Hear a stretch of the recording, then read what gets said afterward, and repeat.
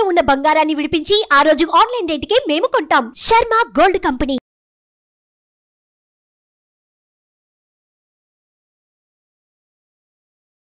ఓం శ్రీ మాత్రే నమః. క్రోధినామ సంవత్సర శుభాకాంక్షలందరికీ కూడా మకర రాశి వారికి ముఖ్యంగా ఉత్తరాషాఢ 2, 3, 4 పాదాలు, శ్రవణ నక్షత్రం, ధనిష్ట ప్రథమ ద్వితీయ. ఆదాయం చూస్తే 14, వ్యయం చూస్తే 14, రాజపూజ్యం చూస్తే 3, అవమానం 1. అందువలన అన్ని విధాలుగా కూడా యోగదాయకంగా ఉంది ఈ సంవత్సరం అని చెప్పుకోవచ్చు. తర్వాత చూసినట్లయితే కనుక మీ మాటకు తిరుగు లేకుండా ఉగాది నుంచి రావాల్సిన బాకీలు మీకు వచ్చి అసూలయ్యి చక్కగా కోర్టు వ్యవహారాలు కూడా మీకు అనుకూలమైన తీర్పులతో ఆనందంగా నూతన సంవత్సరంలో మీరు నూతన సంవత్సరంలో ప్రయాణం మొదలు పెడతారు. ఈ విషయంలో మీకు తిరుగులేదు. గత బ్రహ్మాండమైనటువంటి పరిస్థితులు, గ్రహ సంచారాలు అనుకూలం, అననుకూల పరిస్థితులు లేవు. ప్రయత్నాలన్నీ కూడా విజయవంతం అవుతాయి. ఈ దేనిలో వేలు పెట్టినా కాలు పెట్టినా కూడా విజయమే. గత సంవత్సరం కన్నా ఉత్సాహంగా ఉంటారు, ఉల్లాసంగా ఉంటారు. ఆరోగ్యం బాగుంది, మంచి ప్రయత్నాలన్నీ ఫలిస్తాయి.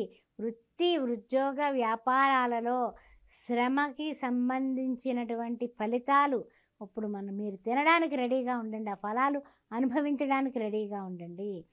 ఆ తర్వాత ముఖ్యంగా రాజకీయ నాయకులు చాలా చక్కగా వాళ్ళ అభిమానించే ప్రజలని చేరుకుని ఆనందాన్ని అనుభవిస్తారు. పదవోన్నత పదవిల్లో ఇంకా పెద్ద పదవులకి వెళ్ళి రాణించే పరిస్థితులు వస్తాయి.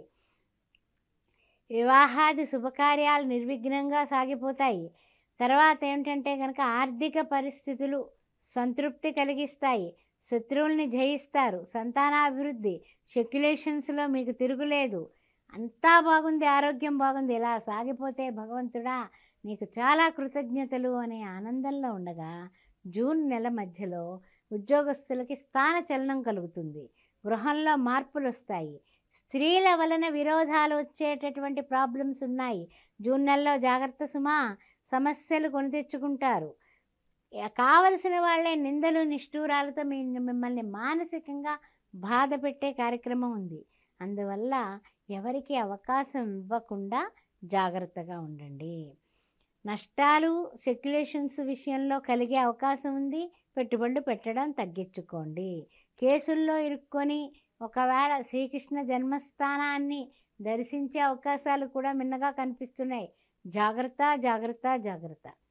అదేవిధంగా ఇబ్బందులు లేకుండా వివాహాది శుభకార్యాలు పూర్తి చేశామనుకుంటే ఇంకా ఏదో విషయంలో ఏదో తక్కువ చేశామని మన బంధువులు, మన మిత్రులు, మనకు కావలసిన కొత్త బంధువులు నిష్ఠూరాలు, నిందలు వేసే అవకాశం కనపడుతుంది.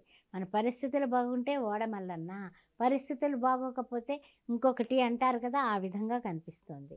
శత్రువుల వలన ఇబ్బందులు, ట్రాన్స్ఫర్స్ వలన ఇబ్బందులు, అనారోగ్య పరిస్థితులు ఇవన్నీ కూడా మీకు సెప్టెంబర్ వరకు ఒకటే నలుగుడండి. మీకు జూన్, జూలై, ఆగస్టు, సెప్టెంబర్ మధ్య వరకు కూడా మీకు తలకాయ నొప్పులు గట్టిగా ఉన్నాయి. 3 నెలల 15 రోజులు మీకు ఇబ్బందుల కాలం అనుకోండి. 3 నెలలు సుఖపడ్డారు అనుకుంటే 3 నెలలు పైగా మీకు ఇబ్బందులే కనిపిస్తున్నాయి. ఆ తర్వాత చూసినట్లయితే కనుక కొంచెము ఏమిటంటే జాగ్రత్తగా వ్యవహారాలు చక్కబెట్టుకోవడం, విద్యార్థులకి అనుకూలమైన పరిస్థితులు వచ్చేలా గట్టిగా చదవమని చెప్పడం, రైతులకి కార్మికులకి వృద్ధిదాయకంగా ఉంది. ఆ విషయంలో అయితే ఏ విధమైన డోకా లేదు. తర్వాత విషయానికి వస్తే కనుక కొన్ని విషయాల్లో కాస్తంత ఎవరైతే నిందలు నిష్ఠూరాలు వేశారో వాళ్ళందరికీ కూడా బుద్ధి చెప్పే పరిస్థితి మీకు సెప్టెంబర్ మాసంలో కనపడుతోంది. కొంచెం ఆర్థికంగా మెరుగుపడతారు, పరిస్థితులు చక్కబెట్టుకుంటారు, ఆరోగ్యం పర్వాలేదు. వాహన ప్రయాణాల్లో జాగ్రత్తగా ఉండండి. వాహనాల విషయంలో మాత్రం చాలా జాగ్రత్తగా ఉండండి.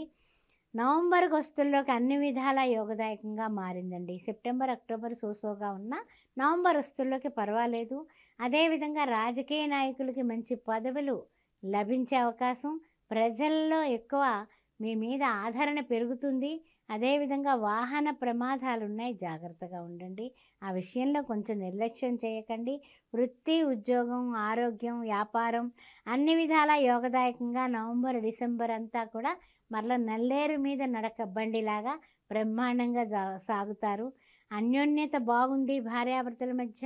స్పెక్యులేషన్లో కూడా ఆదాయాలు పెరుగుతాయి. ఇతరులు అది ఈర్ష్య, అసూయ, ద్వేషం వలన మీకు నెగటివ్స్ వచ్చి చేరి డిస్టర్బెన్స్ వస్తాయి. కొత్త సంవత్సరంలో జాగ్రత్తగా ఉండండి. అందుకని మీ ఆదాయ విషయాలు కానీ, మీ ఇంట్లో విషయాలు కానీ, మీ యొక్క ఆస్తుల వివరణ కానీ, మీ పొదుపుల వివరణ కానీ ఎవరికి చెప్పకండి. కొత్త సంవత్సరంలో నా డిసెంబర్ నుంచి కూడా బాగుంది, కానీ మీరు ఎవరికి షేర్ చేయకండి. గుర్తుపెట్టుకోండి. పక్కలో బల్లెంలా ఉంటారు, వాళ్ళే మన శత్రువులు. గుర్తుపెట్టుకోండి. ఇంటా బయట సామాన్యంగానే ఉంది అన్నట్టుగానే మాట్లాడండి. వివాహాది ప్రయత్నాలు జనవరి నెలలో బ్రహ్మాండంగా ఫలిస్తాయి. క్రయ విక్రయాలు జాగ్రత్తగా వ్యవహారం చేయండి. మోసపోయే కార్యక్రమం ఉంది, జాగ్రత్త.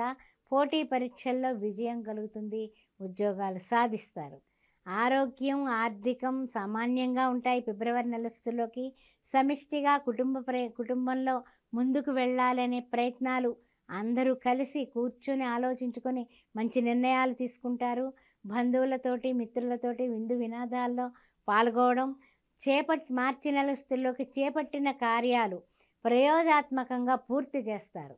అందువలన వృత్తి ఉద్యోగాల్లో ఇంటా బయట కూడా మంచి గుర్తింపు, ఆర్థికంగా అనుకూలంగా ఉంటుంది. స్థలం కానీ ఇల్లు కానీ కొనుగోలు చేయాలి అనే పరిస్థితులు వస్తాయి. ఆ విధంగా నూతన వ్యాపారాలు ప్రారంభించి కొత్త సంవత్సరం వస్తుల్లోకి అన్ని విధాలుగా కూడా మీరు ఉన్న స్థితి నుంచి ఉన్నత స్థితికి ఎదగగలరు. మార్చి నెలలో ఆ విధమైన మంచి పరిస్థితులు ఉన్నాయి. విష్ణు సహస్రనామాన్ని ప్రతిరోజు వినడం కానీ, పారాయణ చేయడం కానీ మానకండి. శ్రీరామ రామ రామేతి రమే రామ మనోరమే సహస్రనామ తత్తుల్యం రామనామ వరాన్ని. జై శ్రీరామని రాస్తూ ఉండండి. గురువారం నాడు అన్నదానం చేయడం, పేదవాళ్ళకి లడ్డూ ప్రసాదం పంచిపెట్టడం, గురుచరిత్ర పారాయణ చేయడం, నమక పారాయణ వినండి. సోమవారం నాడు తప్పనిసరిగా సుబ్రహ్మణ్య ఆరాధన కూడా చేసుకుంటూ ఉండండి. ఏది వీలైతే అది చెయ్యండి. దైవ సహాయంతో అన్నిటినీ కూడా తట్టుకుని నిలబడతారు. ఆయురారోగ్యాలతో సంతోషంగా ఉండాలని కోరుకుంటూ శ్రీమాత్రే నమః.